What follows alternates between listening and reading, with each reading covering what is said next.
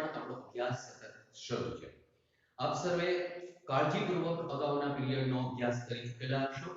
એમાં આપવામાં આવેલા પ્રશ્નોના જવાબ પણ સુંદર રીતે સારા અક્ષરે સમજી વિચારીને લખતા હશો. ધોરણ 9 ની વાત કરી રહ્યા છીએ. અત્યારે આપણે ધોરણ 9 માં યુનિટ નંબર 1 ચિત્તાસ ટીયર્સ એવું એનું ટાઇટલ આપવામાં આવેલું છે. તેના પ્રી ટાસ્કના બે ભાગની વાત કરેલી છે, ત્યારબાદ યુનિટના બે ભાગની વાત કરેલી છે અને હવે તેના ત્રીજા પાર્ટમાં આપનું હું સ્વાગત કરું છું. તો આવો શરૂ કરીએ પેજ નંબર 2 ઉપર. પેજ નંબર 2 ઉપર જ્યાં સુધી લાસ્ટ વાત કરેલી હતી તે અહીંયા સુધીની કરેલી હતી. હવે જ્યાં શરૂ કરવાનું છે એ અહીંથી છે. She cried and cried until her tears made dark stains down her cheeks.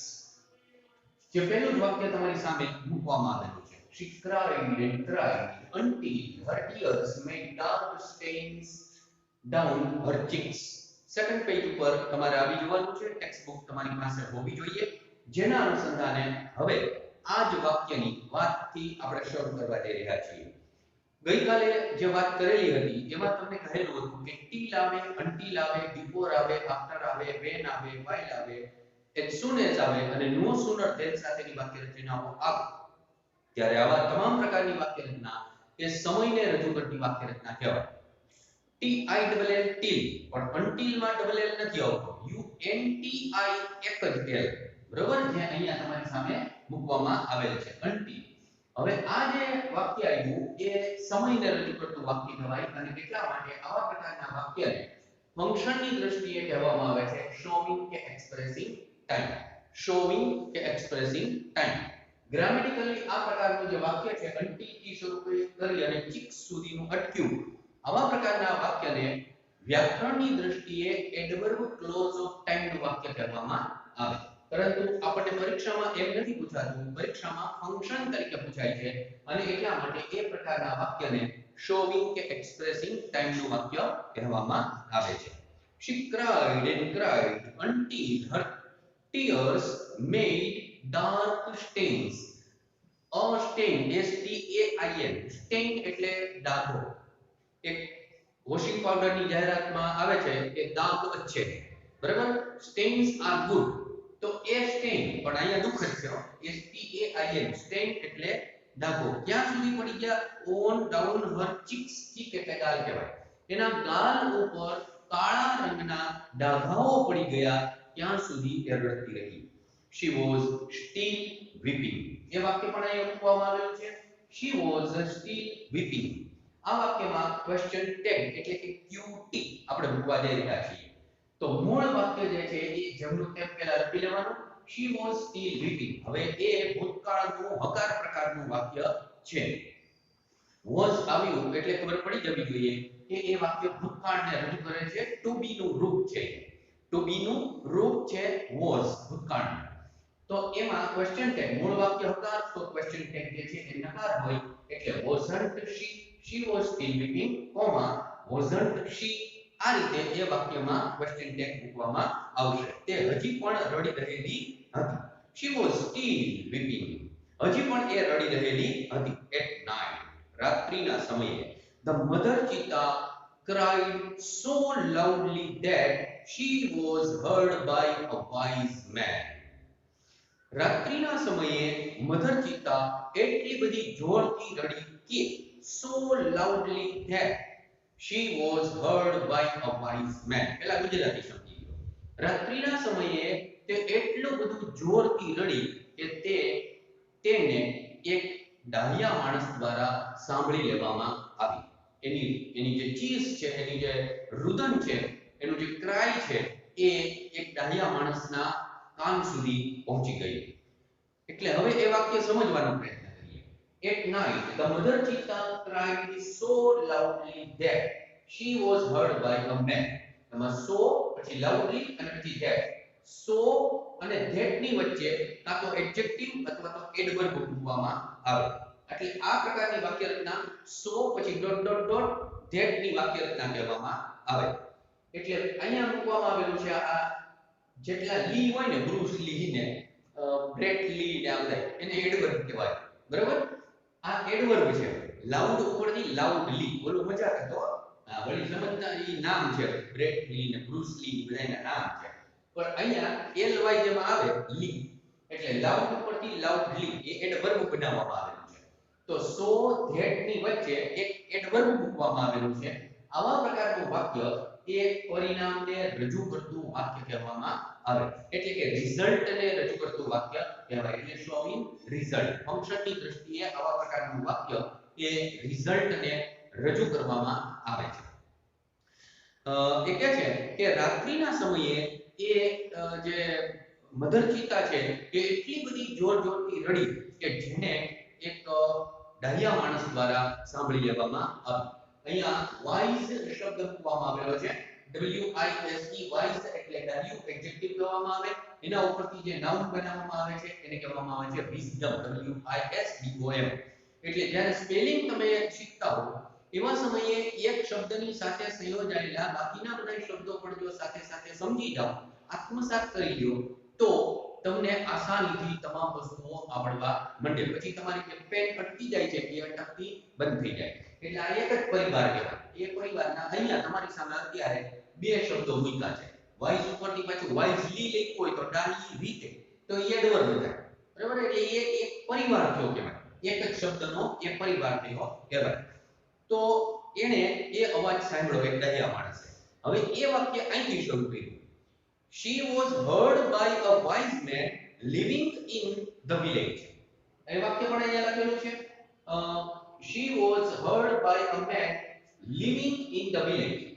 હવે આટલો જે પાર્ટ આવ્યો living in the village એમાં યલો કલરથી અંડરલાઈન કરવામાં આવેલી છે ધીમે ધીમે પ્રયત્ન કરવાનો એટલે આ પદ્ધતિથી ભણવાનું તમને આવડવા માંડે શીખતા આવડવા માંડશે બરાબર હું ભણાવું છું તમને આવડશે એવું નથી તમારે સેલ્ફ લર્નિંગ કરવાનું છે એટલે થોડીક મહેનત કરો અને થોડો પ્રયાસ કરતા જાઓ પણ એની પાછળ આમ સિન્સિયરિટી હોવી જોઈએ ગંભીરતા નહીં પણ એની પાછળ નિષ્ઠા હોવી જોઈએ મારે શીખવું છે તો ભલે દૂર હોઈએ તો પણ શીખાય પણ મહેનત જરાક કરવી પડે સ્વ પ્રયત્ન દ્વારા જ આપણે સિદ્ધિ પ્રાપ્ત કરી શકીએ હવે આ કહેવાય વર્તમાન કૃદંત લિવિંગ ઇન ધ વિલેજ માં લિવિંગ જે આવ્યું એને વર્તમાન કૃદંત કહેવાય હવે વર્તમાન કૃદંતથી જોડાયેલું એડજેક્ટિવ ફ્રેઝ કહેવાય શું કામ એ એડજેક્ટિવ ફ્રેઝ કહેવાય તો કે આનું ગુજરાતી કરો એટલે ખબર પડે કે ગામની અંદર રહેતા એક માણસે એ સાંભળી લીધું બરાબર ગામમાં અને ગુજરાતી આમ ન કરાય she was heard by a man living in the village એટલે ગુજરાતી આમ ન કરાય કે તે એક માણસ દ્વારા સંભળાવાનું ગામમાં રહેતો એવું ન કહેવાય અહીંથી ગુજરાતી થાય ગામમાં રહેતા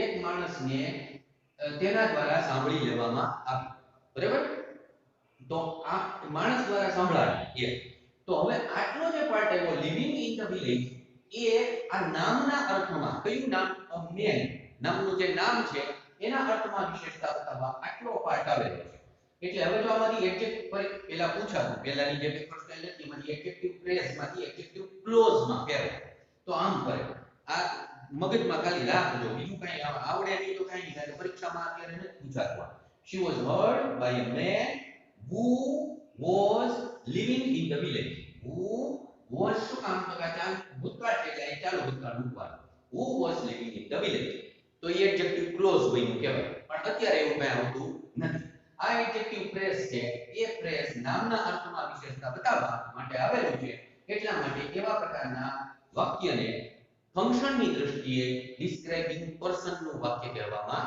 આવે ડિસ્ક્રાઇબિંગ પર્સનનું વાક્ય એટલે આ શું થયું કે નદીના કિનારે સરસ વરસાદ પડે ને એટલે નદીના કિનારે બેસીને તમારે પગ બોળવાના છે ડૂબકીને જ મારવાની આ જે ડિસ્ક્રાઇબિંગ પર્સન એટલે ફંક્શન કહેવાય ફંક્શન છે એ શું ખાલી પગ તમે જડો અંદર જબોળો બસ એનાથી વિશેષ કાંઈ નહીં ખાલી ઓળખી જાવ કે આ કેવા પ્રકારનું વાક્ય છે પણ હકીકતે જો ગ્રામર શીખવું હોય તો આપણે ગ્રામરની અલગ વાત કરીએ છીએ અને એમાં હજી ધીમે ધીમે કરતા શરૂઆત કરેલી છે આર્ટિકલ લીધેલા છે અને પ્રિપોઝિશન્સ લઈએ છીએ તો અહીંયા સુધી પહોંચતા હજી થોડીક વાર લાગે પણ ધીમે ધીમે કરતા તમે પ્રયત્ન કરશો અને હકારાત્મક તમારા બધાનો પ્રતિસાદ મળશે તો આપણે ધીમે ધીમે કરતા એ પણ સમજવાનો પ્રયત્ન કરશું પણ આ માત્ર ફંક્શનની વાત થઈ ડિસ્ક્રાઇબિંગ પર્સનનું વાક્ય કહેવાય આવું આવ્યું ને નામના અર્થમાં વિશેષતા બતાવવા આ માણસ છે એટલે પર્સન કહેવાય પર્સન છે એટલે ડિસ્ક્રાઇબિંગ પર્સનનું વાક્ય બન્યું કહેવાય describing person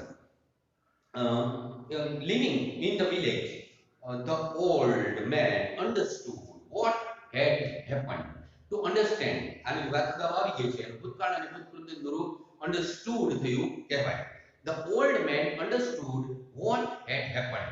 શું થયેલું હશે એ એ સમજી ગયો કે શું કામ રોવે છે આટલી બધી મધર પિતા.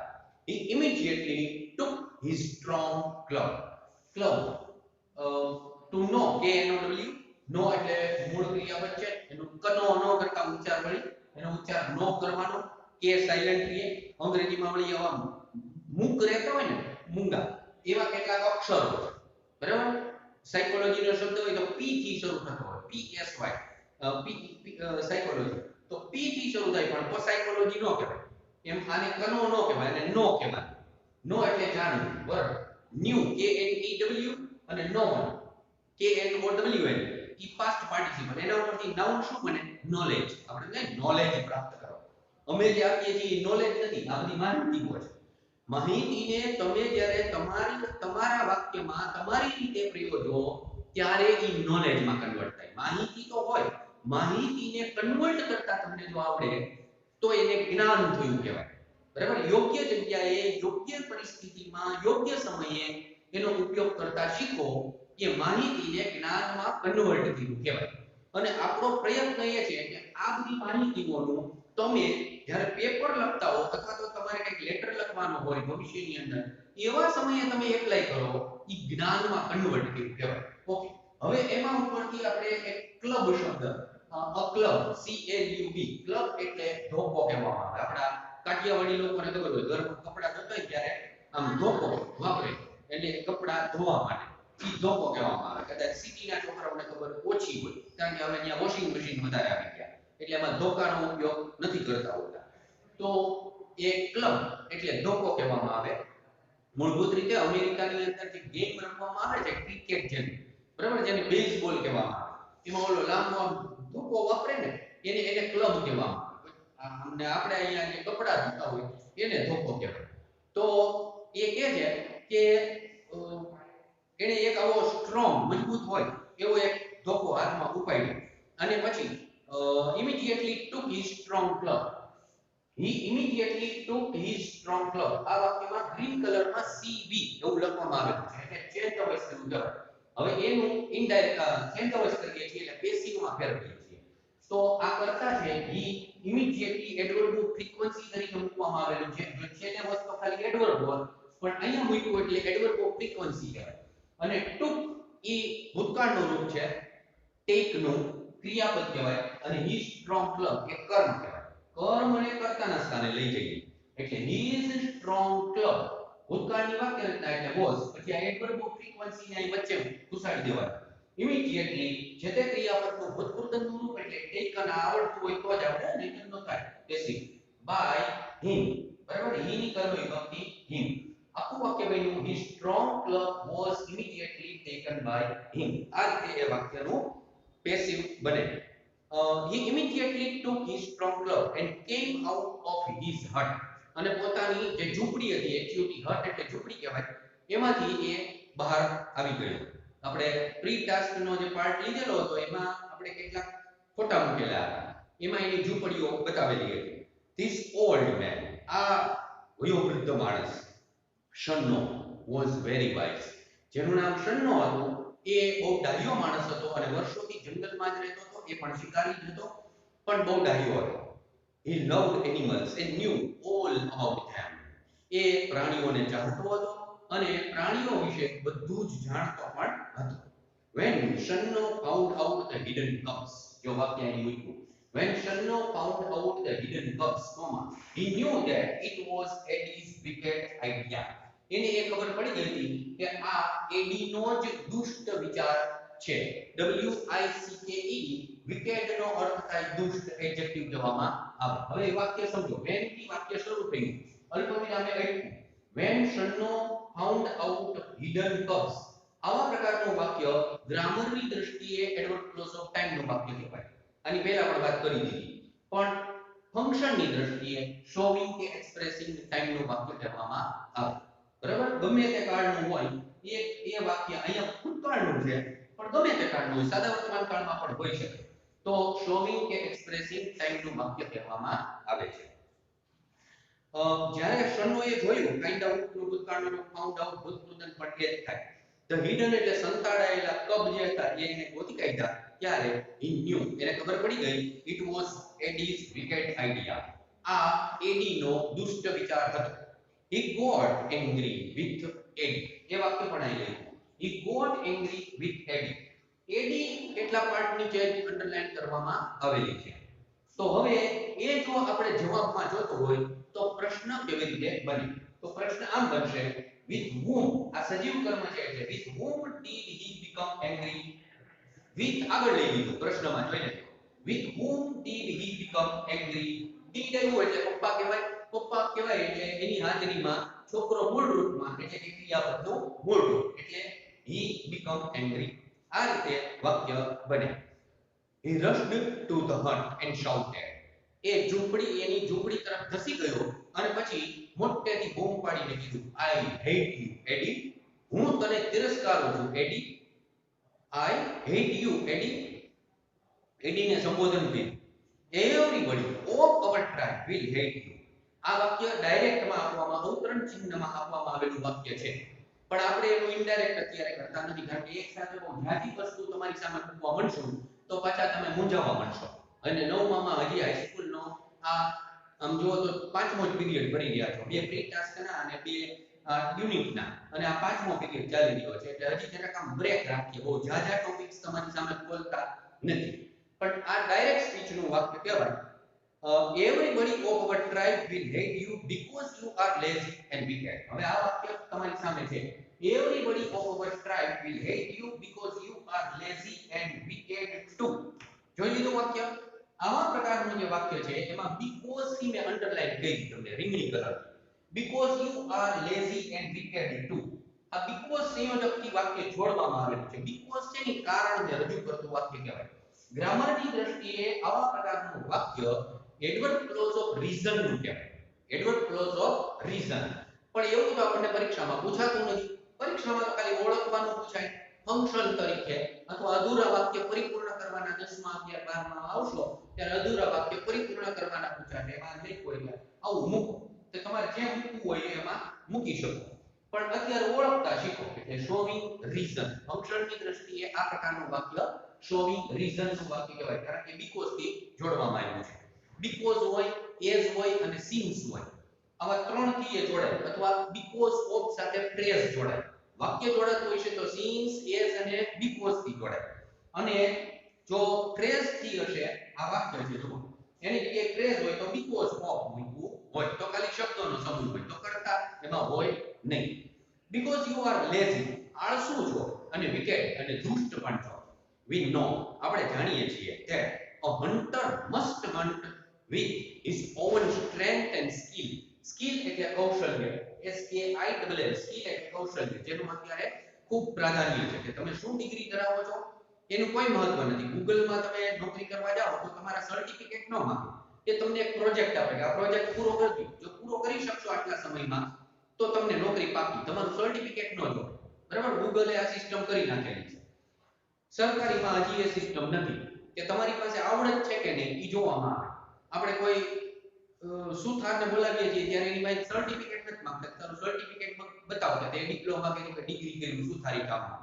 કોઈ રસોઈયો બહુ સરસ મજાની રસોઈ બનાવતો હોય તો એની પાસેથી આપણે સર્ટિફિકેટ નથી માંગતા કે તારું સર્ટિફિકેટ બતાવો કે ત્યાં આમ ભણ્યો છો આવું રસોઈ બનાવવાની એટલે એવું નથી તો એ શું છે એ સ્કિલ છે આવડત તમારી અંદર એ સ્કિલ કેવી છે એના આધારે તમારી વેલ્યુ સમાજની અંદર થશે વેલ્યુ થશે તો તમારી પ્રાઇસ ઉત્પન્ન થશે કે ભાઈ તું બહુ સરસ કામ કરી રહ્યો છે એટલે તારી કિંમત આટલી એટલે મોટી મોટી જે મલ્ટીનેશનલ કંપનીઓ હોય એકાદ સારો માણસ એક કંપનીમાં હોય રિલાયન્સમાં હોય ધારો કે તો તરત L&T વાળા એને ખેંચવાનો પ્રયત્ન કરે ગાલ ભાઈ તને કેટલા પગાર આપે બોલો કે 1.5 લાખ મહિને આપે છે તો કે અમે તને 2 લાખ આપશું આવતો રહે અમારે બરાબર વળી પાછો એ ન્યા જાય કે વળી એક ત્રીજી કંપની આવે છે તમે કેટલા આપે છે તો કે 2 લાખ તો કે 2 લાખ આપે છે અમે તને 2.5 આપશું આવતો રહે એને જમ્પિંગ કર્યું કહેવાય એટલે અત્યારના જુવાનિયા લોકો જે હોય છે ને આવે એક કંપનીમાંથી બીજી, બીજીમાંથી ત્રીજી, ત્રીજીમાંથી ચોથીમાં જમ્પ માર્યા કરે, કારણ કે પગાર વધારો બીજી કંપની વાળા તરત આપી દે છે. આ તો બહુ સરસ કામ કરે છે આ ફિલ્ડનો, આઈટીમાં અને વગેરે ફિલ્ડમાં કામ કરનારા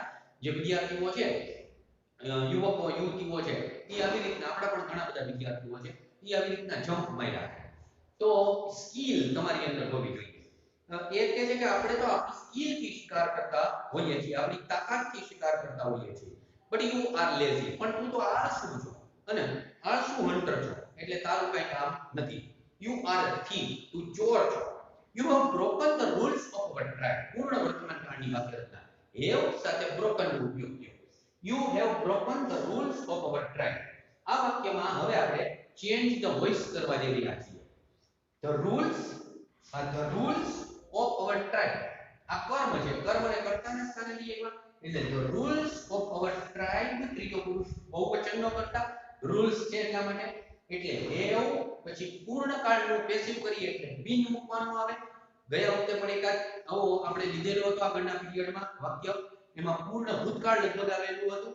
તો અહીંયા પૂર્ણ વર્તમાન કાળ છે એટલે have been broken by you. આખું વાક્ય બન્યું The rules of our tribe have been broken by you. આ રીતે આ વાક્યનું ચેન્જ વોઇસ બને. તરત નથી આવડવાનું મેં કીધું એમ ધીમે ધીમે પ્રયત્ન કરતા જાઓ. અત્યારે તમારી સામે વાક્ય મુકાઈ રહ્યા છે, તમે જોવો, સમજવાનો પ્રયત્ન કરો, જેટલું સમજાય એટલું. હારી ન જતા, થાકી ગયા ને તો પાકી ગયા, બાકી જાય ખરી જાય, એટલું યાદ રાખજો. એટલે પાકી નહીં જવાનું, મહેનત કર્યા કરવાની. 51 વર્ષનો હું છું તોય 51 વર્ષે પણ હું જો આટલી મહેનત કરતો હોઉં તો તમે તો હજી 14 વર્ષના હો. 14 વર્ષે તો સરસ મહેનત કરી શકો, એમાં કોઈ શંકાને સ્થાન નથી. એટલે you have broken the rules of our tribe. You have brought dishonor.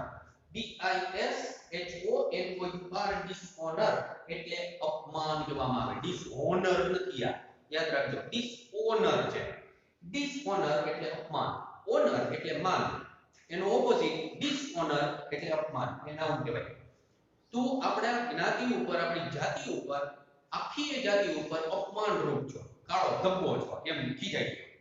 All the members of the hunted tribe got together. All the members of the hunted tribe got together. એમાં all the members of the hunted tribe એટલાની નીચે dark blue કલરથી underline કરવામાં આવેલી છે. હવે જો એ આપણે આટલો પાર્ટ જવાબમાં જોતો હોય તો પ્રશ્ન કેમ બને? તો પ્રશ્ન આમ બને, આટલું બધું લાંબી ભલે લીટી લીધી હોય એમાં ઈ કર્તાના સ્થાને છે, એટલે પ્રશ્ન તો ખાલી who થી જ બને. who got together, who got together, આટલો જ જવાબ આવ્યો. કોણ ભેગું થયું? તો કે જવાબ આવે all the members of the hunter tribe. આટલો એનો જવાબ. All the members of the hunter tribe got together. They decided to drive away. To drive away એટલે હાંકી કાઢવું. DRIVE હાંકી કાઢવું.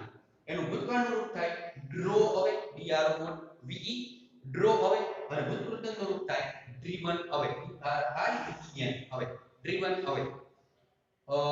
હાંકી કાઢવો જોઈએ આપણે એને, એવું બધાએ નક્કી કર્યું. અને એડી from the village forever, હર હંમેશને માટે એડીને કાઢી મૂકવાનું નક્કી કર્યું. Shanno took the cubs on his shoulders. શન્નોએ પોતાના ખભા ઉપર બચ્ચાઓને બેસાડી દીધા and returned them to their mother. અને એમની માતા પાસે એ મૂકી આવ્યો.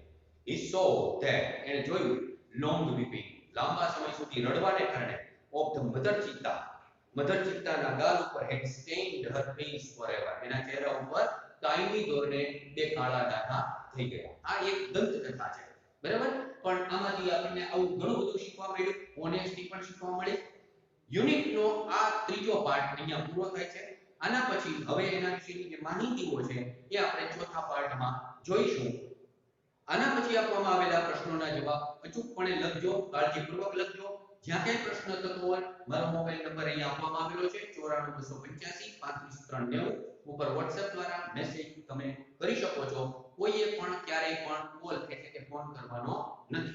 સરસ રીતે અભ્યાસ કરો, ખૂબ સારી સફળતા પ્રાપ્ત કરો. બધાને ખૂબ ખૂબ શુભેચ્છાઓ. All the best.